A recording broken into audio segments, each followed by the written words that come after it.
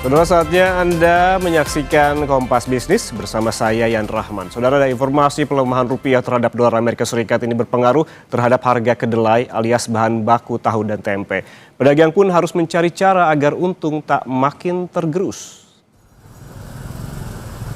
Di Pasar Kebayoran Lama, Jakarta Selatan, saudara, harga tahu dan tempe relatif stabil karena pedagang lebih memilih memperkecil ukuran tahu tempe dibanding menaikkan harga. Bukan hanya bahan baku yang naik, harga plastik yang melambung juga berpengaruh terhadap omset penjualan. Para pedagang pun berharap harga bahan baku, tahu dan tempe, serta harga plastik bisa segera stabil. Dolarnya lagi mahal nih Mas Olhin, itu kan dampak ke harga kedelai. Nah itu ada dampaknya juga nggak sih ke harga tempe sekarang? Pastinya ada, cuman kan ya itu kita paling ukuran ya, perkecil gitu aja. Kalau buat kenaikan kita nggak bisa. Tahu juga sama ya? Sama, rata sama. Nah kalau kan ini ukurannya berkecil, berarti konsumennya gimana nih tanggapannya? Alhamdulillah konsumen ngertiin juga sih ya. Soalnya kan harga plastik naik, macem-macem. Kalau keuntungannya berkurang juga nggak nih? Pastinya berkurang. Ya, pelemahan rupiah yang sempat menembus level 17.500 per dolar Amerika Serikat mulai membuat dunia usaha was-was. Tekanan kurs dikhawatirkan memicu kenaikan harga barang hingga ancaman gelombang pemutusan hubungan kerja jika berlangsung berkepanjangan. Menurut Asosiasi Pengusaha Indonesia APindo, pelemahan rupiah yang beberapa kali menyentuh level terlemah sepanjang sejarah jadi perhatian serius kalangan pelaku usaha. Pelemahan rupiah memberikan tekanan langsung terhadap struktur biaya dunia usaha, terutama karena industri nasional masih sangat bergantung pada bahan baku impor. Sekitar 70% bahan baku manufaktur masih berasal dari luar negeri, sementara kontribusi bahan baku mencapai 55% terhadap total biaya produksi. Maka setiap depresiasi rupiah akan langsung meningkatkan biaya input dalam rupiah.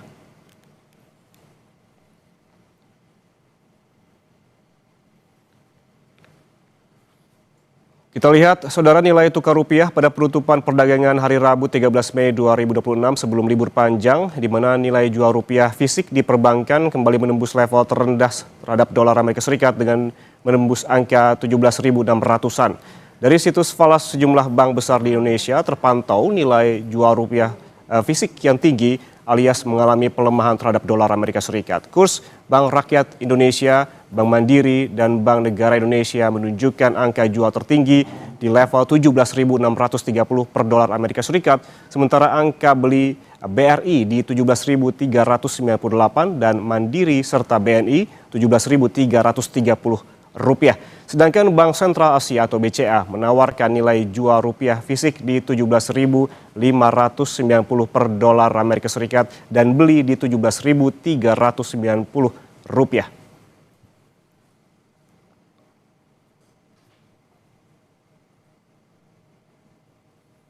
Sementara, saudara, nilai tukar rupiah dari Gisdor Bank Indonesia pada penutupan perdagangan Rabu kemarin akhirnya menguat tipis ke level 17.496 setelah selama sepekan terus-menerus melemah. Pada 7 Mei, rupiah masih berada di level 17.362 per dolar Amerika Serikat. Keesokan harinya pada 8 Mei tertekan ke 17.375, menembus angka 17.400-an pada penutupan Senin awal pekan ini dan kembali rontok ke 17.514 per dolar Amerika Serikat pada perdagangan Selasa 12 Mei 2026.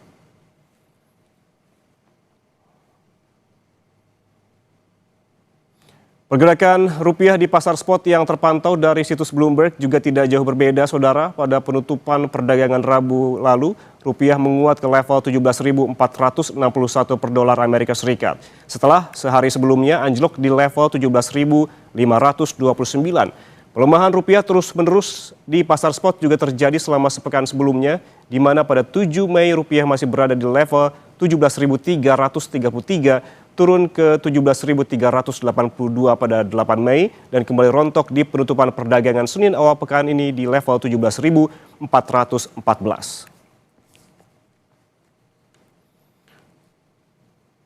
Lalu saudara, seperti apa pelemahan rupiah yang terjadi terus-menerus mengancam dunia usaha tanah air termasuk potensi gelombang PHK? Langkah apa saja yang diharapkan pengusaha dari pemerintah? Kita langsung tanya Ketua Bidang Ketenagakerjaan Asosiasi Pengusaha Indonesia, Bob Azam. Pak Bob, selamat pagi. Selamat pagi, Mas Yan. Pak Bob, ini menurut Anda, kita melihat ada pelemahan rupiah yang terjadi secara terus-menerus bahkan di level terlemah sepanjang sejarah begitu beberapa kali. Menurut Anda ini seberapa besar pelemahan rupiah yang hingga menembus 17.500 per dolar Amerika Serikat ini menekan aktivitas dunia usaha? Sebenarnya tadi sudah disampaikan ya bahwa ini yang paling kena kan sektor manufaktur ya, yang 70% bahan bakunya masih impor ya. Kemudian juga kita lihat sepanjang 1 tahun terakhir ini kan rupiah juga sudah terdepresiasi lebih dari 7% ya. Dan ini mau nggak mau memberi dampak kepada kenaikan harga bahan baku. Kemudian juga kenaikan harga juga tidak inline dengan pelemahan rupiah, tapi juga dipengaruhi oleh supply. Ya, saat ini juga supply shortage, ya. Kemudian juga traders itu ya, itu banyak memindahkan barang dari pasar reguler ke pasar spot, ya. Karena memang supply-nya kurang, sehingga otomatis harga akan naik gitu loh. Nah ini juga dipengaruhi oleh logistik, kemudian juga karena perang ya. Selat Hormuz, kemudian juga ketidakpastian global yang membuat terjadi capital outflow ya dari pasar modal kita, baik saham maupun obligasi. Itu semua membuat rupiah terpuruk dan juga harga-harga naik dan berdampak kepada sektor manufaktur. Jadi kita lihat bahwa perusahaan harus putar otak nih ya, karena kenaikannya bukan 1 digit, tapi sudah 2 digit kenaikan biaya produksinya. Sehingga untuk menaikkan harga juga hampir nggak mungkin ya, karena kita juga tahu daya beli masyarakat juga sedang rendah dan tidak ada pilihan lain bagi dunia usaha selain melakukan efisiensi, peningkatan produktivitas semaksimal mungkin ya, untuk mengabsorb kenaikan semua kenaikan ini, karena kita nggak mungkin lempar pada kenaikan harga. Oke, baik, sebelum kita membahas soal efisiensi yang dilakukan oleh perusahaan, Pak Bob, ini kan kita juga berbicara soal risiko begitu. Anda menyebutkan tadi bahwa sektor yang memang terdampak besar adalah sektor manufaktur, berarti pasarnya sangat besar. Ini seberapa besar potensi gelombang PHK akan terjadi jika pelemahan rupiah tak kunjung usai, Pak Bob? Sektor manufaktur ini memang sektor padat karya ya, karena banyak menyerap tenaga kerja. Dan sebenarnya kita udah males ya ngomong potensi PHK ya, karena situasi seperti ini sudah terjadi sejak 2 tahun 3 tahun yang lalu ya, di mana kita mengalami pelemahan ekonomi dunia ya, karena China juga pertumbuhannya turun dari 2 digit menjadi 1 digit, di mana China sebenarnya salah satu negara tujuan ekspor. Kemudian juga China US competition juga membuat supply chain juga merana ya. Ini semua sebenarnya sudah berdampak kepada pelemahan ekonomi yang berdampak juga pada pemutusan hubungan kerja. Kalau kita di dunia usaha ini kan harus beyond the curve ya. Jadi potensi PHK itu sebenarnya sudah kita pikirkan 2-3 tahun yang lalu gitu loh. Nah sekarang justru kita harus mempersiapkan diri menghadapi pembalikan ekonomi ya. Nah jadi jangan sampai kita ketinggalan. Selalu kita tuh yang lain sudah prepare mengenai pelemahan ekonomi, kita belum prepare. Nah begitu kita sibuk sedang menghadapi pelemahan ekonomi, begitu pembalikan kita tidak siap ya, dibandingkan dengan negara-negara lain. Jadi selalu kita ketinggalan ya, behind the curve ya. Jadi kita dunia usaha ini harus beyond the curve ya. Jadi PHK sudah harus mitigasi lah kita sejak 2 tahun 3 tahun yang lalu. Sudah harus kita lakukan. Nah sekarang adalah saatnya bagi kita untuk menghadapi pembalikan ekonomi ya, karena situasi dunia juga sudah mulai berubah. Ya, kita juga sudah lihat tuh Trump sudah ketemu Xi Jinping ya, kemudian juga ceasefires ya dengan Iran. Ini sudah ada tanda-tanda bahwa resiko politik kemudian juga ekonomi dunia ini sudah mulai mereda dan mestinya kita sudah harus mempersiapkan saatnya pembalikan ekonomi ya supaya waktu terjadi pembalikan ekonomi kita jangan sampai ketinggalan. Nah, ini yang sebenarnya kita harus persiapkan ke depan. Oke, Pak Jadi Bob. kita harus beyond the curve ya, jangan behind the curve ya. Mhm. Anda tadi menyebutkan poin-poin terkait dengan bagaimana antisipasi terkait dengan pelemahan rupiah. Namun kalau kita melihat laporan dari kuartal pertama soal pertumbuhan ekonomi ini tumbuh sangat luar biasa begitu 5,61%. Apakah dunia usaha tidak merasakan terkait dengan tumbuhan ekonomi yang luar biasa ini, Pak Bob? Sebenarnya kan sudah lama kita bilang kita ingin pertumbuhan ekonomi yang berkualitas ya. Jadi bukan hanya numbers tapi juga dampaknya ya, termasuk juga penyerapan tenaga kerja. Jadi pertumbuhan ekonomi yang berkualitas itu yang bisa menyerap tenaga kerja. Jadi situasi seperti ini kita berharap lebih banyak kita bicara bukan hanya PHK tetapi juga bagaimana penyerapan tenaga kerjanya ke depan ya. Kita jangan sampai overacting ya menghadapi PHK ya, padahal PHK itu sebenarnya mekanisme dalam rangka untuk mencapai efisiensi, dalam rangka untuk mempertahankan perusahaan supaya nggak tenggelam semuanya ya. Nah, justru PHK itu harus kita mitigasi dengan bagaimana memberikan perlindungan kepada mereka yang di PHK, mempersiapkan pekerjaan-pekerjaan baru ya ke depan bagi yang PHK supaya setelah di PHK mereka bisa dalam waktu singkat mendapatkan pekerjaan baru. Itulah sebenarnya perlindungan yang paling baik ya bagi pekerja. Ketimbang kita jaga jangan sampai PHK, akhirnya perusahaannya ambruk, biayanya akan menjadi lebih besar lagi.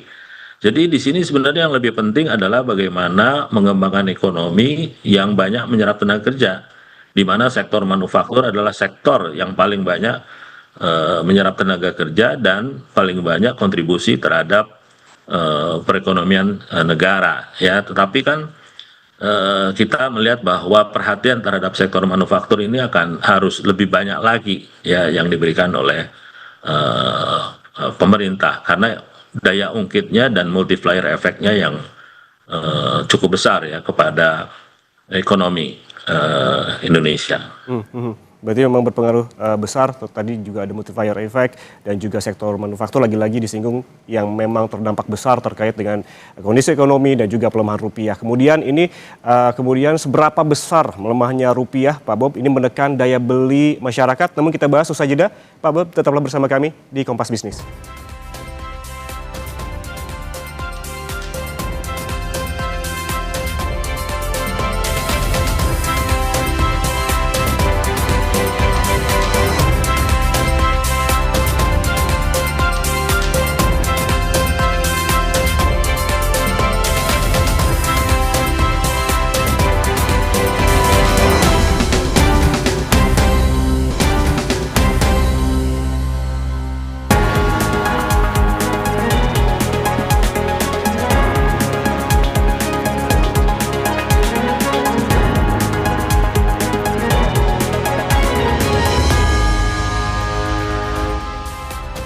Anda masih bersama kami di Kompas Bisnis, Saudara, dan kita lanjutkan perbincangan bersama Ketua Bidang Ketenagakerjaan Apindo, Bob Azam. Pak Bob, jika pelemahan rupiah ini berlangsung berkepanjangan, menurut Anda sampai kapan pelaku usaha bisa bertahan dan hingga akhirnya memaksa mengambil opsi PHK, meski sebetulnya kita tidak berharap adanya demikian? Oh, ini pertanyaan sulit ya, tapi saya sebenarnya lebih ingin menekankan daya tahan pengusaha itu tergantung kemampuannya untuk melakukan efisiensi dan peningkatan produktivitas. Efisiensi ini bisa di dalam dan bisa di luar, di dalam perusahaan maupun di luar. Kenyataannya kita ini belum efisien dan belum produktif. Ya, banyak sekali perusahaan-perusahaan di kita yang defect rasionya, contohnya yang membuat satu barang itu bisa 50% ya. Bayangin aja dari 10, 5 defect gitu loh. Kalau ini bisa diperbaiki, berarti kan kita bisa menghemat ongkos. Kemudian juga biaya inventory kita juga yang cukup besar. Dwelling time kita itu masih 3 hari, 4 hari gitu loh. Ya, bandingkan dengan negara ASEAN yang 2 hari. Sebenarnya room untuk melakukan efisiensi dan produktivitas bukan selalu melakukan PHK ya, tapi juga bisa memperbaiki logistik kita yang masih 26% dari total cost kita ini kan jauh sekali dibandingkan negara ASEAN yang 10% ya. Kemarin sudah ada inisiatif dari Menteri Keuangan untuk melakukan efisiensi di sektor logistik ya, sungguh-sungguh ya, kita semua yang bekerja di sektor logistik itu dikumpulkan bagaimana menyelesaikan satu persatu permasalahan di sektor logistik supaya ongkos logistik ini bisa diturunkan ya, karena eh, logistik ini benar-benar jadi isu ya, even kita ekspor bukan ke Timur Tengah, misalnya sesama negara ASEAN, ya, tapi kontainernya nggak ada, itu juga bisa meningkatkan biaya logistik. Ini room untuk dilakukan efisiensi dan peningkatan produktivitas itu sangat besar ya. Kemudian juga banyak perusahaan sekarang mengalami kesulitan cash flow ya, karena biaya meningkat, kemudian juga barang susah dicari ya. Kemudian juga biaya logistik juga naik, cash flow ini agak tertekan ya, apalagi sekarang kan restitusi juga ditahan nih pemerintahnya. Ya kita sih berharap untuk sektor manufaktur ya supaya diberi kelonggaran lah restitusinya, terutama untuk perusahaan-perusahaan kecil ya, yang cash flow-nya juga terbatas ya. Nah, jadi itulah menurut saya yang perlu kita lakukan ya, lakukan peningkatan produktivitas di beberapa aspek ya, pekerja, kemudian juga logistik, kemudian juga eh, cash flow ya, kemudian juga suku bunga yang tinggi ini juga menjadi tantangan bagi dunia usaha. Dan yang ketiga adalah energi ya. Harga energi kan untuk sektor industri ini kan nggak disubsidi gitu loh. Ya ini juga cukup memberatkan ya. Ke depan kita berharap kalau misalnya supply sudah normal kembali, ini cepat-cepat harga bisa disesuaikan kembali sehingga dunia usaha bisa mendapatkan daya tahannya kembali ya. Nah semakin cepat ya semakin kita bisa bertahan ya. Kemudian juga masa sulit ini juga harus bisa dihadapi bersama ya antara pengusaha dan buruh. Ya harus ada kesepakatan, harus ada pembicaraan, nggak bisa semua itu diserahkan kepada pemerintah. Ya justru di dalam sendiri, di dalam perusahaan sendiri itu bisa melakukan pembicaraan-pembicaraan, apa yang bisa dilakukan, penghematan dan lain sebagainya. Jangan sampai upaya-upaya penghematan malah berujung kepada pemogokan ya, sebagaimana terjadi di salah satu perusahaan. Ini yang sebenarnya kita harus persiapkan. Kalau misalnya pengusaha dan buruh itu bisa bersatu, bisa berbicara dengan baik, kita bisa mengambil langkah-langkah bersama, ini akan lebih mudah dihadapi. Tapi kalau misalnya bicara saya sulit, ya kan, kemudian antara buruh dan perusahaan saling hantem, ini akan memperburuk keadaan ya. Oleh karena itu kita juga berharap ya agar hubungan industrial itu dibangun ya, kepercayaan antara buruh dan pengusaha itu juga dibangun, ditingkatkan dan dikembangkan sehingga kita bisa menghadapi bersama kesulitan yang luar biasa ini ya, yang sudah ada dan yang akan datang. Oke, harus ada kesepakatan antara pengusaha dan juga buruh untuk mengambil langkah bersama. Tapi kalau saya juga mencerna apa yang tadi diungkapkan oleh Pak Bob, berarti artinya pada saat ini bukan lagi potensi ya Pak, sudah ada keluhan ataupun curhatan dari pelaku usaha terkait stabilitas operasional dan arus kas perusahaan yang sudah merasa terasa goyang begitu ya Pak? Sudah banyak yang mengalami sebenarnya ya. Dan ke depan kita juga berharap ya situasi ini akan cepat menghadapi pembalikannya. Kita berharap nih 17,5 ini sudah bottom line ya. Kita juga bisa lihat global ekonomi juga sekarang menghadapi pembalikan juga ya. Trump sudah ketemu dengan Xi Jinping. Jadi kita harus pasang kuda-kuda nih kalau terjadi proses pembalikan, kita harus lebih cepat lagi gitu loh ya. Pembalikan, kemudian juga arus modal juga bisa balik lagi ke Indonesia karena kan capital outflow kan mereka menghadapi resiko global salah satunya ya. Nah, begitu resiko globalnya sudah turun, arus modal juga akan kembali lagi. Oleh karena itu kita harus berbenah diri ya di dalam negeri, membuat kebijakan-kebijakan yang pro investasi, kemudian juga pro dunia usaha, kemudian juga create job. Itu yang harus kita prepare. Apa yang perlu kita perbaiki, dan kita juga menghadapi fiskal pemerintah yang memang terbatas ya. Kita juga berharap nanti pengeluaran-pengeluaran pemerintah itu bisa lebih efektif, terutama yang bisa menciptakan pengungkit ya terhadap ekonomi. Multiplier efeknya besar dan banyak menyerap tenaga kerja. Harus ada keberpihakan ya polisinya pemerintah terhadap sektor-sektor yang memang banyak menyerap tenaga kerja, memberikan multiplier efek karena mereka itu selain buruh juga konsumen gitu loh. Ya, ini yang menurut saya harus diprioritaskan ke depan gitu. Oke Pak, kita kembali ke masyarakat. Apakah Anda juga sebagai selaku pengusaha saat ini merasa serba salah? Karena tadi sempat disebutkan di segmen sebelumnya, karena tidak bisa leluasa menaikkan harga jual karena daya beli yang juga belum pulih. Kalau dunia usaha kan memang yang kita hadapi ya seperti itu ya. Bagaimana kita menghadapi jepitan ya, di sektor hulunya kenaikan harga, kemudian di sektor hilirnya mengalami pelemahan daya beli ya. Kalau potong kompasnya aja ya kita langsung pikir ya lakukan penghematan, pengurangan karyawan itu loh ya. Tapi tindakan seperti itu tidak membuat pekerja menjadi on board ya untuk melakukan efisiensi. Akan terjadi saling curiga dan lain sebagainya. Jadi sebagai pengusaha kita harus tunjukkan langkah kita yang seoptimal mungkin untuk menghindari PHK dengan melakukan penghematan-penghematan ya. Dan tentunya harus ada dukungan dari pekerja ya. Jangan sampai langkah penghematan dilakukan perusahaan malah memicu terjadinya demo, kemudian terjadinya pemogokan ya. Ini akan makin mempercepat ya dunia usaha masuk ke situasi yang lebih kritis lagi ya. Jadi itu yang harus kita terapkan bersama. Kita ini udah sering ya menghadapi krisis.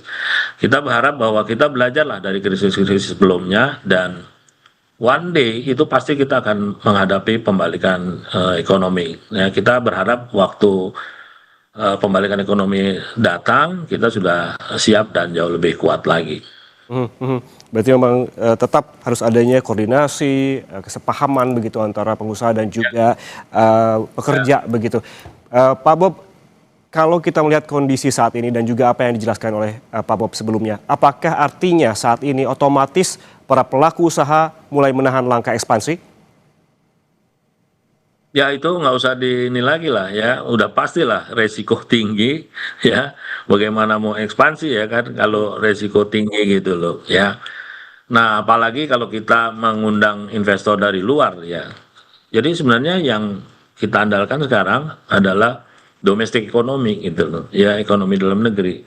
Nah begitu juga investasi, kita berharap ya untuk menghadirkan investasi baru rasanya akan sulit sekali dalam situasi seperti ini. Tetapi ada investor lama yang memang sudah tahu lah asam garamnya dunia usaha di Indonesia. Nah investor lama ini yang sering terlupakan ya. Nah mestinya investor yang sudah existing ini yang disupport supaya mereka mau expand, karena mereka sudah tahu ya liku-liku ekonomi yang ada di Indonesia dan bagaimana domestic investment, kemudian juga domestic consumption ini bisa jadi pengungkit ekonomi kita ke depan ya. Jadi mengharapkan stimulus ekonomi dari pemerintah juga ya hampir nggak mungkin ya karena ruang fiskal yang terbatas. Jadi kita selesaikanlah hambatan-hambatan yang memang sebenarnya sudah menjadi isu lama ya. Seperti bahan baku ini sekarang udah sulit gitu loh ya. Kita berharap jangan sampai kita menghadapi kuota impor lagi gitu loh. Begitu kuotanya datang, barangnya nggak ada, bagaimana gitu loh. Ya. Baik. Nah ini kuota ya selama ini kan ya mungkin saya juga ngerti ya dalam rangka untuk menjaga neraca perdagangan kita tetap positif supaya rupiah kuat ya, impor dibatasi. Kita sih berharap yang dibatasi itu barang jadi, bukan bahan baku. Bahan baku ini mestinya diperluas ya, diberi keleluasaan ya, jangan sampai di kuota, begitu kuotanya datang barangnya nggak ada gitu loh. Nah ini akan yang sebenarnya bisa kita perbaiki ke depan. Kemudian dwelling time juga kalau bisa itu kita turunkan, jangan sampai 3 hari, 2 hari kan lebih banyak karena benturan peraturan kita yang terlalu banyak gitu loh. Bayangkan sekarang kita punya 11.000 highest quote, 25% ya 2.000 lebih itu adalah lartas. Ya, larangan terbatas.